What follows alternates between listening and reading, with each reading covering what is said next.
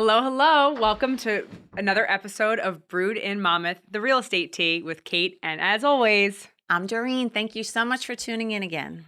we are in the thick of the spring market now. We have a little bit of a lag on when we actually drop these, but we're in the middle of April. And I'm tired. I need a drink at 10 a.m. I know. I feel like it's already Saturday and it's only Tuesday. It went from 0 to 100, I think, overnight. I think so too. And you're hearing these headlines, I think, from the Sun Belt, California, different markets. I mean, the country is a very big country, and you're hearing that things are slowing down. But here in Monmouth County, New Jersey, things are absolutely not slowing down. No. And I think that that's really important. And we touched on this previously before. And I think people can get caught up with whatever they listen to on TV, read on their phone in the newspaper, that, you have those alarmists out there saying we're heading towards, this big recession, a housing recession and foreclosure and all this other stuff, and everything's going to start dropping. And it's not happening here. I mean, I can't say it's not happening around the country, but it most certainly is not happening here. Over the weekend, I put in multiple offers for multiple different clients. I was not successful on any offer. And I'm talking, these weren't bad offers. These were Solid hundreds of offers. thousands of dollars in some cases Wow. over asking price. Nothing was below asking price. I did in my head think this has got to be at some point a bubble. How can this keep going? But then how could you get your way out of it? It would have to be you build your way out of it. Right. And I was just reading an article that home building is starting to come up, but there was such a deficit from all the builders who stopped building come, 07, 08. They never got back into it. So it's hard to make that climb back up on what we need. I mean, I don't think we're a full $4 million houses short anymore, just under that, but it's inventory. Inventory is driving the market. There's very, very little houses on the market. But Pick a also town, the new any town. construction prices. I mean, even if you look at like a Hovnanian build, which are nice, but the entry level models, you're looking at $1 million. Easily. $1 million does not buy you what $1 million used to anymore. No. I think the average price point in all of New Jersey is now in the sevens. Yeah. And the average price point across the country is depending, on the month or whatever, but it's in the low to mid fours. It used to be the high twos and the mid threes. So much has changed, and it's hard. It's just a hard market. My heart breaks for the sellers. I mean, for the buyers, it really does. It's hard on them. It really is, especially the first timers that just don't have, they haven't, it's tough. A house could be priced right, so to speak, right? But they still wind up with offers maybe 20% over. It's funny though, because I was talking to a loan officer I work with a lot, and he was saying that only 2% of his appraisals are coming back under appraising, which is shocking to me because there's no comps to support it. There's no comps, but I think the appraisers might be building in the attention that these houses are getting. Yeah. I don't know. I don't know what they're allowed to do and not allowed to do, but they have less leeway than we do on our comps. But it is. I have not had a short appraisal in, I don't know, honestly, maybe 5 years. The last one I had was 2021. So Actually, I take that back. I had one, but I think it was like $8,000 on a almost $2 million house. It was just a silly, annoying thing that this appraiser did. There was really no reason for it. And we're dealing with really disappointed people. You're dealing with anxious sellers. So this episode is kind of timely because we're going to be talking to Andrea Cernero, who is a therapist, a licensed We'll give her her credentials. I forget all the letters that go after her name. A lot of impressive letters, yes. We're going to kind of spin it and talk about, therapy in general and how realtors are therapists too, and kind of see how that goes. So we are. We really are. And it's how we pose things to the buyers too. I refuse to call offers final and best anymore, or highest and best. Yeah. I am so done with that phrase. I'm starting to get annoyed when agents are like, you just list the house. And they're like, well, when you call for highest and best. And I'm like, stop doing that to your buyers. Stop giving them that angst. Just put your best foot forward. Sit down with them. Figure out what their best offer is. Don't hold back. And present that. And it either works or it doesn't work. And if it doesn't work, then it wasn't meant to be. But getting them over the holding back, though, because it's such a shot in the dark. It's hard. But I feel like if they did price, especially the people who really price under, if you did price it at fair market value. But those agents are doing a disservice to everybody. They shouldn't be pricing it that low. Yeah. Because it's so, certain agents can get their buyers to go 400, 500, 600,000 over ask when you're on that luxury price point. Kudos to them. I don't know how to do that. I think I'm too cheap, personally. Maybe that's my problem. I think that, and you don't know how those move through the transaction too. They could be a second round of negotiations after inspections or something, who knows? And I don't like when agents do that either. I like one round of negotiations, up front, unless there's reason for it, like significant reason, specific reasons for it. But I think we have to do our job, price the house right. I mean, price it aggressively to get the attention, but not to undervalue it. Yeah. It's not the right thing to do. I would just be so scared too, that it's not going to get the attention. I mean, there's buyers out there. Of course, there's buyers out there, but God forbid, it's like a rainy weekend. You only end up with 2 offers. It's a lot of momentum that you need to. I know, but you know what? They only need one. I know. They just need one good, solid offer. But I'm saying if you price like 20% under, which I've seen, like if you price 20% under trying to drive it up, or like 15% under, and that could send the wrong message too. It might be like, why is that so cheap? What's up? Is there a problem? Yeah. I don't know. Listen, we do our homework. I think we price our houses right. I think we get the right attention on them, and we know how to analyze the offers. And that's a whole therapy session too when you're sitting with your sellers, because what buyers have to understand too is it's not always the price. There's other terms and conditions that they can put in there that can make their offers much more competitive. So, they just have to sit and talk to their agents and find creative ways to be more competitive. It's not the highest offer isn't always the best offer. Well, no, 'cause especially if it's crazy out of whack with everything else. You're right. And you know what, too? That's why, you get agents calling you up after you close and they see what the house closed at. And they're like, we were, whatever our price was. How could you not accept our offer? And I'm like, well, were you doing this? Were you doing this? Were you doing this? And then, they realize why their offer wasn't as strong as they thought it was. This is the God's honest truth, and I don't even know if I should admit this, but I put in so many offers for my clients. I can't even tell. They're houses I don't even remember I put an offer in on. Is that normal? It's not. No.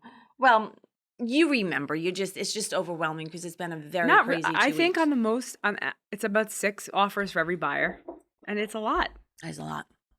So I do, but like I'll look at it, I'll see it close, and I have to look back. There's so much volume to see what you actually put in. It's like I can't remember everything, either that or I'm losing it. But it's okay. Like sometimes, like something just closed recently, and we had a really strong offer, but it was like what you just said.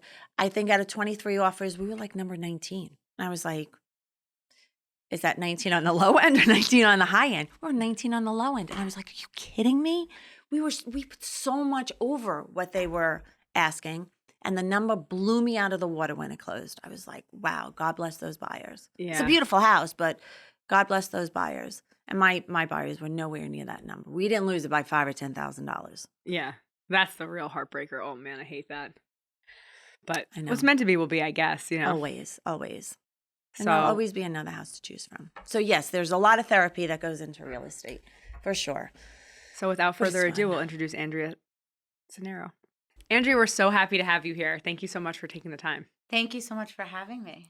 So before you got here, we were doing a little bit of an intro about how when you're buying a house, it's very stressful, and how we kind of act as therapists, and that's your background. So how do you know when you need therapy? When can I send my clients to you? Well, I mean, I think whenever we always look at like the impact of your daily functioning. So like, people can kind of manage with anxiety for a long period of time or depressive symptoms, but it's really like when it taps into like, okay, it's like impacting me in a way that like my daily functioning is kind of off. But I mean, people wait too long, I think, to engage in therapy. So they're already entering in like a crisis almost mode. So really that's hard because you're having to stabilize them before you can actually like do real clinical work. So I say like anytime you can really engage in therapy because it's such a helpful thing to have in your daily routine. It's different than even if you have a great support system, your friends listen differently. Like they're providing you feedback or they're talking about themselves. And if you're engaging in therapy, it's a non-judgmental person who's like disconnected. So it's kind of different than any other type of support that you may have. I feel like our generation is very into therapy. Yeah. The generation like after us is really. That's what I was going to say. I think maybe close to you. Definitely not my generation. It was stigmatized. You would, that you would never talk about something like that. There was such a negative Very, very connotation to negative. it, You yeah. know, it was like the Marlboro like psych hospital. You know what I'm saying? Yeah. It was just like it was, and I know that there's reasons for people to be there, and that's helpful for them. But I'm just saying, like, people didn't understand it, and when you don't understand something, it's negative and it's a stigma, right? Today, I really do believe my daughter's generation, like 30 and under, they're all about therapy, Wellness, yeah. wellness, mental wellness. So it's not just needing a therapist when they're approaching a crisis. Yeah. They think it's good just to talk Yeah. freely about the good and the bad, and when you're having an okay day, it's okay to have an okay day. And sharing that with somebody and not being judged, like you had said, is really so, it's just getting support or validation in a different way. Totally. I think like you said, her generation, they incorporate it into like self-care, which was never a term. I was like, what? I still Right. have a hard time. I'm like Yeah. doing everything for everybody else. Like, hold on a minute. I went to the see a new like functional medicine doctor yesterday. He's like, what do you do for yourself? Like laughed at him. Like, I don't know. I What do know. you do for yourself? So I think it's just a different way to look at it. Whereas like even as I feel like in our adulthood is when the switch happened, that now our generation sees the benefit. Yeah. But growing up, like my parents got divorced when I was 5. It wasn't even like an offer. And I only heard of therapy if like, oh, it was like a consequence. Yeah. Like, oh, if you don't behave or You're getting in trouble Wow, at so school. true. yeah, you're going to have to go talk to somebody. And even so, I was a school counselor. I was in a school system before I did private practice.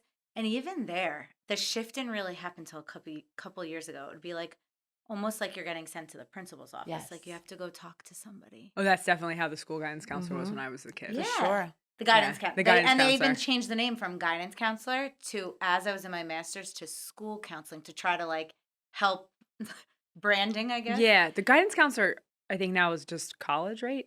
They look help in the high schools. There isn't even a certification for it anymore. It's called school counseling. Oh wow. And they try to incorporate more of the clinical mental health into the master's program because prior to that, you had to be a teacher for X amount of years. Then you could become a guidance counselor. I never taught. I was a criminal justice psych major, and then I went right to a master's program because it's different. You're not seeing the same things. Like you're really doing more mental health counseling now, even at the elementary school level. Yeah. So They just have so much anxiety. know. It's just really, really sad to see elementary. But I will say, and I've said this to Kate before, like it starts with the parents. For sure. And, Everything always does. And nobody, like, not nobody, but a lot of people don't pay attention to that. And they're like, they'll even drop off their 5-year-olds and they'll be like, fix my kid. And I'm looking at them like, let's talk about what's going on with you. Because the anxiety is exuding off of you onto your child. Yeah. And I'm not Wow. going to be able to do, really, I can provide coping skills, but if we're not changing the environment in your home or the way you respond and parent, what are we doing?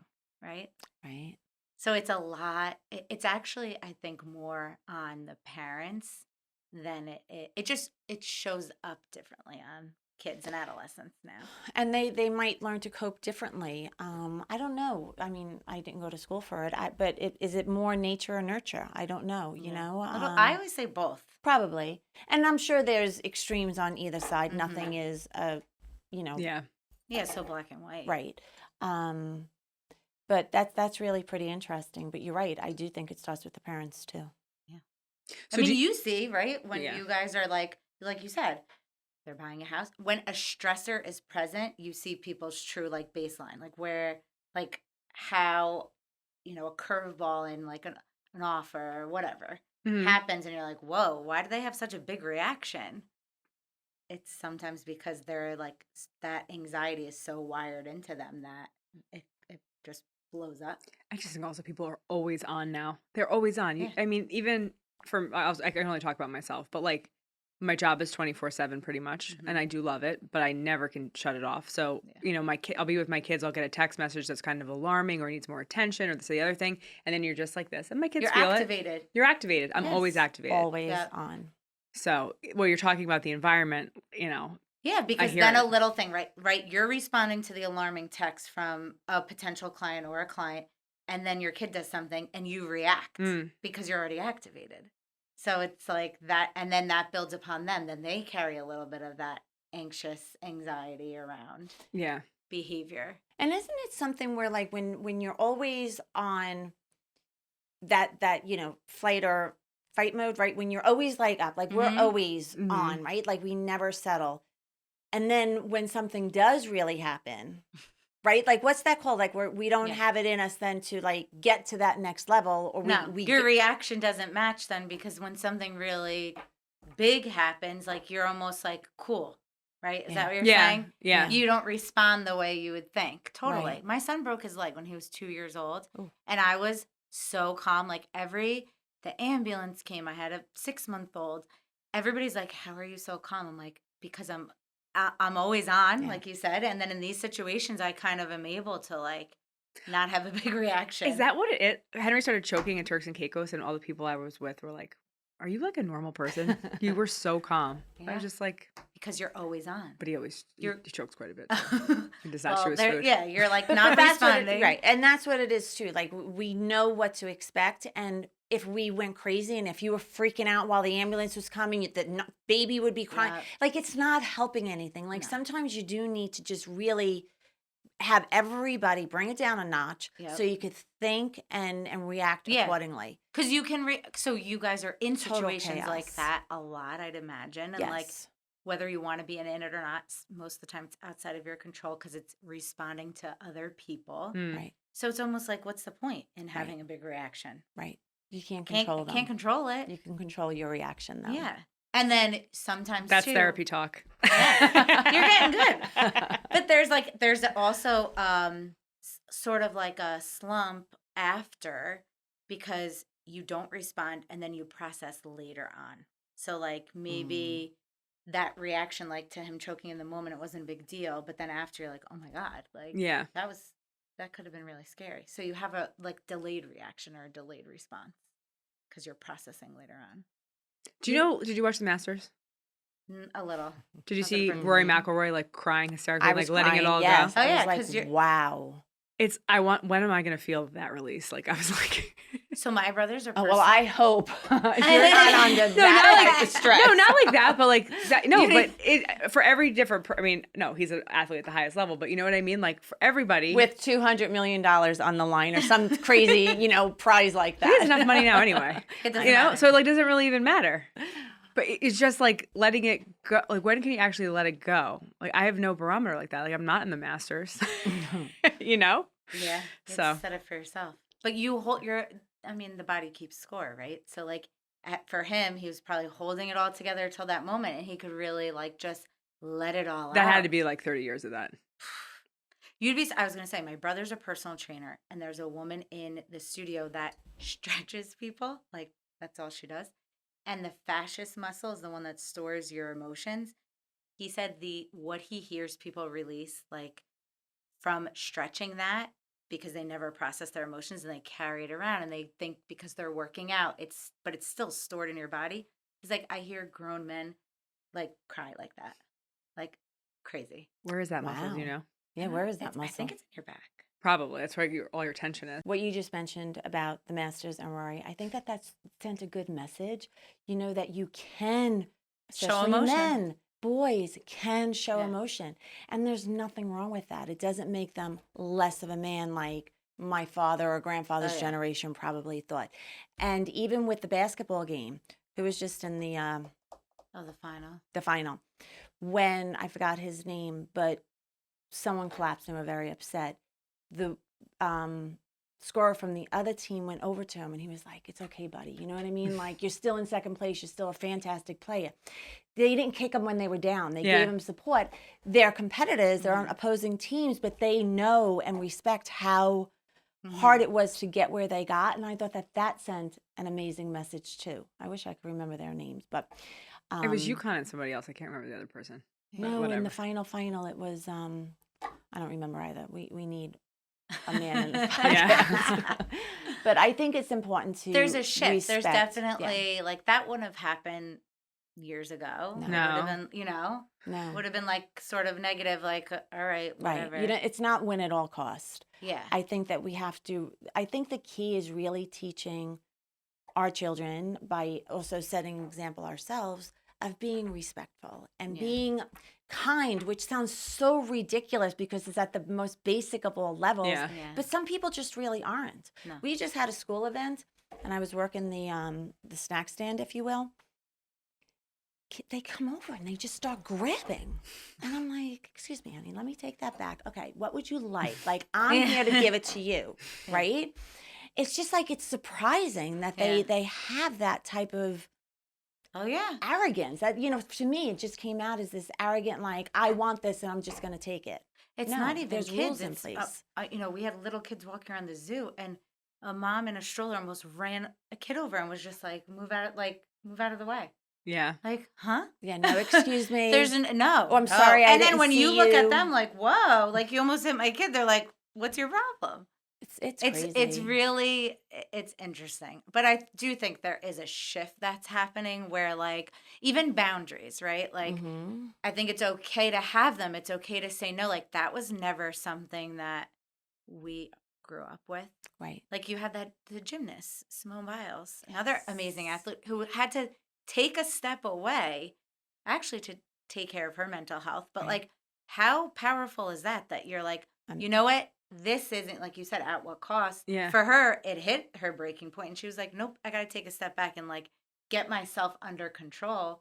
Because you see a lot of people, like, hold it all together, have a nervous breakdown, psychotic break. It's What is a nervous breakdown? You hear that all the time, but like you don't. Again, it's like up to daily functioning of, like, you literally are holding it all together and you just, like, disconnect. And the sense of overwhelm and everything that you were trying to manage just it becomes way too much. Like, you can't even get out of bed. You're not Yeah. showering. You're not answering the phone. You're Yep. just completely They disengaged. call those ADLs, like your active daily living skills are not being met. Like, you're having trouble being able to take care of yourself because you're just in a place where you're so overwhelmed. Do you mostly see kids or mostly parents? No, I used to. I started off seeing more so children, adolescents, and then I transitioned into adults. And right now I primarily work with the postpartum population. So pregnancy into that vulnerable postpartum period is like where my real, like, niche is. And what is the biggest need that you see from postpartum moms? So I think it's support is huge. And a lot of people are, like, scared or uncomfortable to accept that in that period. And the real number one thing is, like, if they don't have a support system, how to get help, how to get childcare, even if it's not childcare coverage to go back to work. If a mom chooses to, like, pause her career or drop to part-time or not work at all, it is finding reliable, consistent childcare and support. And you created an app for that, right? And a business out of Yes. So actually, like, that, I heard it all the time from moms, and I actually experienced it myself because my mom watched my son. She's, like, so old school, stay-at-home mom. She was like, nobody watches your kids but me. She came up when my son, and she watched him for me while I worked 2 days a week to see my clients. And then when I got pregnant with my daughter, she was kind of like, well, I think I'm going to play pickleball and mahjong. And Little bit about me now. They moved to LBI full time, and she was really like, I'll help, but, like, maybe only work 1 day a week. And I really didn't want to. I actually wanted to work more. So I went to go try to find someone, and it was crazy. Mm-hmm. It was so hard. I went through so many different people, and it became very stressful to the point where I was like, you know what? I don't even know if this is worth it. So between my own experience and listening to my clients and what they were experiencing, I was like, this could really be a business where you vet, like, professional nannies or babysitters and you connect them to families. And I was always, like, the go-to person in, like, my friend group or even, like, with other moms of connecting people with either nannies or whatever. I don't know. I just feel like I always have, like, connection Yes. with different people. And I really enjoyed that. So people would always come to me and be like, what do you think? Or do you have somebody for this? So another mom had a full-time nanny. She never had children of her own, and she had been a career, like, 25-year professional nanny. And she knew a million other nannies, and it was like the perfect match. So we created, it's called Sitter Haven, where we match families with professional nannies for either part-time or full-time childcare. And then our app is really used for more of like date night and occasional babysitters. And that's Secure a Sitter. Secure Sitter. And that's it's a mobile app. It's literally 3 clicks and you can book a babysitter. They're vetted. We've interviewed them, we've checked their references, they have CPR certification, a background check, and they're local. We're only servicing Monmouth County. So it's all within Monmouth County. It's really just organizing better, because there are a lot of like Facebook babysitting groups, but you have to post, you have to like sift through on your own. Some people don't respond, and then you still have to do that background. Well, some moms. And how do you do that? I mean, just in real estate alone, how many scammers do we have out there, right? That you just can't trust some people. So knowing that you vet them, yep. Wow, that's priceless. Well, and that side of the business is like what takes, like I'm sure you guys know, like the stress that goes into like dealing with people.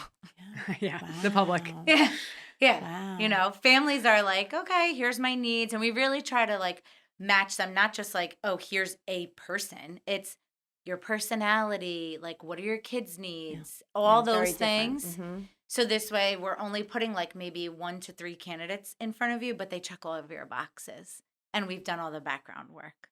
So that's for the Sitter Haven. Yep. And then for Secure a Sitter, is that just kind of the people that you have in the rotation for Sitter Haven? Yeah. Well, a little bit of both. Like some people like to pick, if they're working with a family, they'll like to babysit for a different family, because sometimes it's a lot to be with one family all the time. And some of them are just, I don't know, yoga instructor or college student who they have to be over 18 in order to have a background check. So, but it's a similar pool, but a little bit different. Okay. For, And what's the cost? $25 a month. Oh, that's not bad. Mm-hmm. So, you know, you get access to the app, and then any booking you need, you could put in, we need somebody tomorrow night. And you just check off, what are your kids' ages? What's the time? What's going to be covered during that time period? Do you want somebody to feed them, etc.? And then you put it in, and behind the scenes, I'm matching. So I have the pool of sitters who are all like expressing interest, but then I'm going through like, okay, who would be a good fit for Kate, knowing her 3 kids? Like, maybe this person isn't the best, but this person would be a better fit. So that actually makes me think, do you do any vetting for the people who are the ones looking for the babysitters? Like, would you vet me or Kate, so that, because you're saying you kind of need to know what our needs are, the ages of our kids, if the child has colic or not, or allergies or something, to make the right match. So then do you interview the people? We interview the families. For Sitter Haven, it's a more thorough process, because we're really looking to find somebody. Usually it's long-term, part-time, full-time. It's a consistent person. So we're really making sure it's almost like, honestly, like matchmaking. Yeah. Like you're listening to both sides. Like, you're the family, you're the sitter. Okay, let me hear everything. For Secure Sitter, it's a little more fast-moving. So we're assigning somebody to you. We're obviously taking into consideration all those things, because we do have like an intro to get to know those families. Okay. We have like a pretty thorough profile they create to really go into like, do your kids have allergies? What do they like? So this way the sitter who comes knows all those things already. But that's a little bit more like faster paced. Like, you're putting in a booking, and I'm matching somebody hopefully within like an hour to 2 hours. Right. But their profile has to be set up before and looked at, etc., before they can book. Okay. Yeah. Wow. That's awesome. Thanks. Wow. That's amazing. Yeah. How many sitters do you have in your rotation? There's 300 sitters vetted in the app. Oh, wow. And you'd be surprised. Sometimes like something will post, and even though I have 300, like maybe not everybody's on their phone at the same time or seeing the push notification, but sometimes it'll take like a second for somebody. But that's what you go through. I mean, to go out last Friday night, it was like I went through 5 sitters before I had somebody, you know? Yeah. And we're trying to like, the other thing is, when you use the app, you favorite your sitters. So if you really like somebody and you want to keep consistency, that the next time you book, it'll just go to that sitter first. If they're not available, then it will go out to the larger So then they pool. need to respond. It's like getting a lead. Yeah. You need to respond in 5 minutes, or it goes on to the next person. Yeah, I give them a time limit. Okay. So you almost like build your own little pod, right, of sitters. And then if you don't like no one in there, then you get assigned somebody else. And then I always ask for feedback. Some people are Sure. like, they were all right, just needed somebody to be there, or it depends what like the shift is, if it's your kids are awake or asleep, Right. But it's interesting, and I think helpful. Even some people who have their squad of sitters still utilize it if they can't access that group of sitters they already have. Right. So the app is $25 a Yep. month. You vet them beforehand. You vet the sitters. Do the sitters make their own Yes. So charges? Yep. Payment goes directly to them, because there's a lot of apps out there where they kind of take the whole fee. So, and you could have a good credit card on file, but then I don't want to take anything from the sitters. Gotcha. Right. So they pay them directly, negotiate a rate. And again, too, like it's based on experience. Sure. So, you pay a 18-year-old a little bit different than you would like a career nanny who's, Right. So that gets worked out. There's a chat feature. So when somebody's assigned to you, you chat with them. Okay. You could have a phone call. You can have a meet and greet before they show up. You could choose not to. It's totally up to you. And then they're able to just Venmo, Zelle, cash, whatever they want to do. Yeah. Wow. That's incredible. It's a brilliant thing that you It came really up is. with. Really, really brilliant. I can't wait to share this with clients with new moms. I've been like talking to Keith, because I'm like, so many people, especially where we live, have moved from the area and they don't know anyone. They don't have family. Yeah. I hear it so much more than I think ever now. It's just they have a lack of support. Yeah. And which I know from my clinical work is the number one thing that's going to cause stress and anxiety, is not having, somebody to turn to. Even if I had a mom the other day that's like, this is so lame. I have a doctor's appointment. I need to book a babysitter to be able to go. Yeah. And it's true. It is You true, do. though. But I think it's just a sign of the times too. I mean, my kids, right? They all went away to school. My daughter's been living outside of Jersey for, I don't know, maybe 12 years now. When she starts her family, I don't know if it's going to be here, right? So she will need Yep. a Other service support like outside yours, of right? family. Yeah, because she doesn't have family there. She'll have a husband, but that's it, right? My other daughter is all the way in LA. So Wow. this is like an amazing situation. And, I know you're only servicing people here in Monmouth County, but people from So other far. states are coming here and they don't have their family. Yeah. You came from Long Island, right? Mhm. So Well, I'm from here, but yes, my husband came from Long Island. it's, you know what I'm saying? It's just, Yeah. it's where we're at with our kids, because so many of them go away to college. They have jobs. They pick up and move for their jobs. And you're kind of left a little high and dry. I mean, my mother lived down the block. We bought a townhouse. She bought a Oh townhouse my down God, the yeah. block. My grandmother You was know? literally in the same town. My aunt, my uncle. Yeah, It was like everybody was in Yep. 1 square mile. exactly. My husband's parents lived down the block, down the main road there. But it's just we're growing up differently. There's a lot more space between mom and dad and the Yeah. child and the grandchild. Yeah. Wow. And it's great. I have friends who they have families, both sets are close, and they've never used a babysitter. That's amazing. Yeah. That's not everybody, not No, not everybody has everybody, that. right. Or they have a mom who, is like a socialite and needs to go out and Right. has her right. own life, Right. So, and you need support. My mother-in-law and father-in-law, I love them. Thank you for everything that they ever did for us. But they literally, remember the rocking chair? Do you even have a rocking chair in the baby's nursery anymore? I Yes. don't even know if you do. But they would pull the rocking. They would sit there and watch my daughters fall asleep in the crib. And I'm like, they're not going to fall asleep while you're watching them fall asleep. Like there's a problem here. Yeah. I'm like, let them go to sleep and you go downstairs and watch TV or whatever it is. It's just so funny. Yeah, but you So have funny. do you have different extremes? Yes, of course. And I think it's really hard too. One of the things like I work with my clients is you have to let go of control. Yeah. So yeah. even if you're home, like go to the gym, go food shopping by yourself, and like let's allow somebody else to help, because you eventually you have to surrender, right? To not being in total control. Your kid's gonna go to school. You can't go to school with them. Right. Oh, they Some try. people try. I was just gonna say, some people want to try. get on the school bus and make sure the bus driver's and driving, hover, right? and it. Yeah. I mean, and that's where I was saying what I was saying earlier is it comes from the parents so many Yeah. times. Then that child will never be able to be on their own, No. which is sad. Yeah. That's They'll really, learn really that sad. I need to have Mommy mom, with me. yeah, Yeah. or something must be wrong. like that alarm system gets like wired in a way that you're very anxiety ridden because you're always like, oh my God, what's going to happen? Yeah, you're doing a disservice. You think you're doing something good for them, but instead you're doing a terrible, terrible disservice. And if you start that early, I mean, like, I'm not saying when the baby is like, a month old, but like if you start incorporating that, you really start, it's called exposure therapy. You're exposing yourself to having somebody else present to work through your own anxiety. So when they do go to school, wherever, you're already working through those emotions. You're not being with them and creating separation anxiety then, and then they're trying to go to school and that's that's really challenging. Thank you so much for coming on today. I could talk to you forever, but we only have a half hour. So. I know.